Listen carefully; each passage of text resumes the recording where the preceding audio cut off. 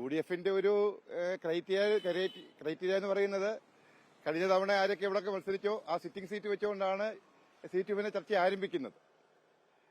ഇപ്പം സ്വാഭാവികമായിട്ടും കേരള കോൺഗ്രസ് ആണ് കഴിഞ്ഞ കാലങ്ങളിലെല്ലാം തന്നെ കുട്ടനാട് മത്സരിച്ചിട്ടുള്ളത്.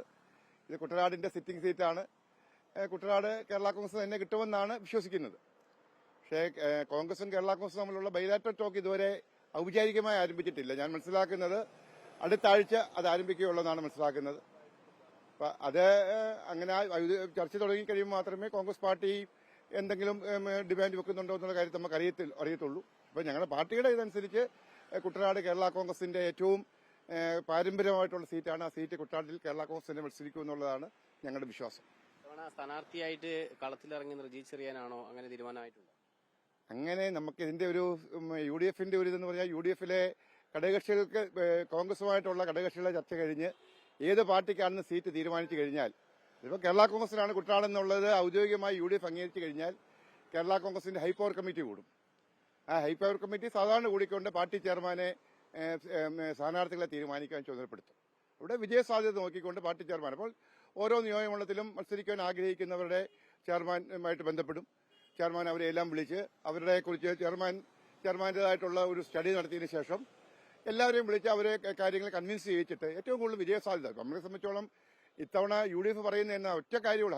ഈ കഴിഞ്ഞ ദിവസം ഡൽഹിയിൽ വിളിച്ചപ്പോൾ ഹൈക്കമാൻഡ് പറഞ്ഞിരിക്കുന്നത് സ്ഥാനാർത്ഥിയെ നിർണ്ണയിക്കുക എന്ന് പറയുന്നത് ഒറ്റ ഇതേ ഉള്ളൂ, മാനദണ്ഡമേ ഉള്ളൂ, വിന്നബിലിറ്റി, വിജയിച്ചു വരണം. അപ്പോൾ കുട്ടനാട്ടിൽ ഏറ്റവും കൂടുതൽ വിജയിച്ചു വരാൻ സാധ്യതയുള്ള സ്ഥാനാർത്ഥി ആരാണെന്ന് കണ്ടെത്തിക്കൊണ്ട് പാർട്ടി ചെയർമാൻ ഒരു തീരുമാനം എടുക്കും. അതുവരെയുള്ള ബാക്കിയൊക്കെ ഞാൻ പറഞ്ഞ ഒരു ഫൈനൽ തീരുമാനം വരുന്നവരെ ആർക്ക് വേണമെങ്കിലും, ഇത് രാഷ്ട്രീയമല്ലേ, രാഷ്ട്രീയത്തിൽ പ്രവർത്തിക്കുന്ന എല്ലാവർക്കും ആഗ്രഹങ്ങൾ പ്രകടിപ്പിക്കാൻ പറ്റും. കുട്ടനാടെന്ന് പറഞ്ഞാൽ കേരള കോൺഗ്രസ് ഞങ്ങളുടെ 7 ഹൈപ്പവർ കമ്മിറ്റി അംഗങ്ങൾ കുട്ടനാട് നിയോജകത്തിൽ തന്നെയുണ്ട്. അവരെ തന്നെ 10-40 വർഷമായിട്ട് ഇപ്പോൾ ജനപ്രതിനിധിയായിട്ടിരിക്കുന്നവര് നേരത്തെ ജനപ്രതിനിധിയായിട്ട് ആയതുകൊണ്ട് അവർക്കെല്ലാം ആഗ്രഹം സ്വാഭാവികമായിട്ട് ഉണ്ടാകാൻ പറ്റും. അതിലേക്കൊന്നും ഒരു കാൻഡിഡേറ്റ് ഫിക്സേഷനിലേക്കൊന്നും ഇതുവരെ പാർട്ടി വന്നിട്ടില്ല എന്നുള്ളതാണ് സത്യം. നിലവിലിപ്പോൾ റിജി ചെറിയാൻ പ്രചരണത്തിലൊക്കെ ഇറങ്ങിയതായിട്ടുള്ള വിവരങ്ങളൊക്കെ ഉണ്ട്. അങ്ങനെ സ്വയം പ്രഖ്യാപിത സ്ഥാനാർത്ഥിയായിട്ട് ആരെയും നിശ്ചയിച്ചിട്ടില്ല എന്നുള്ളത് ഇല്ല, അതങ്ങനെ ചെയ്യുന്നത് ശരിയല്ലല്ലോ. നമുക്കങ്ങനെ പാർട്ടിയും മുന്നണിയും തീരുമാനിക്കുന്നതിന് മുമ്പേ ആരെങ്കിലും അതെന്ന് പറഞ്ഞു കഴിഞ്ഞാൽ അത് ശരിയായ നടപടിയല്ല. അങ്ങനെ ആരെങ്കിലും ചെയ്യുമെന്ന് ഞാൻ വിശ്വസിക്കുന്നില്ല. ഞാൻ ഇപ്പൊ കഴിഞ്ഞ 2 തവണ മത്സരിച്ച സ്ഥാനാർത്ഥിക്കുന്നതിൽ എനിക്ക് സ്വാഭാവികമായിട്ട് എനിക്ക് വേണമെങ്കിൽ ഇറങ്ങാൻ പറ്റും. പക്ഷേ അത് പാർട്ടി നേതൃത്വം പറഞ്ഞിട്ടുണ്ട്. പാർട്ടി നേതൃത്വം പറയാതെ ആരും സ്വയം സ്ഥാനാർത്ഥിയാലെന്ന് പറഞ്ഞിട്ടുണ്ട്. നമ്മളൊരു അച്ചടക്കമുള്ള പാർട്ടി പ്രവർത്തകരുടെ രീതിയിൽ നമുക്ക് ആഗ്രഹങ്ങളുണ്ടെങ്കിൽ പോലും പാർട്ടി പറയുന്നതുവരെ, മുന്നണി തീരുമാനിച്ച് പാർട്ടി പറയുന്നതുവരെ സ്ഥാനാർത്ഥിയായിട്ട് ഇറങ്ങുകയില്ല എന്നുള്ളതാണ് ഒരു മാന്യമായ രാഷ്ട്രീയ പ്രവർത്തനം എന്നാണ് ഞാൻ വിശ്വസിക്കുന്നത്. ഒരു പൊതുവികാരത്തിന് എതിരായിട്ട് ഏതെങ്കിലും ഒരു രാഷ്ട്രീയ പാർട്ടിക്ക് തീരുമാനിക്കാൻ പറ്റുമോ?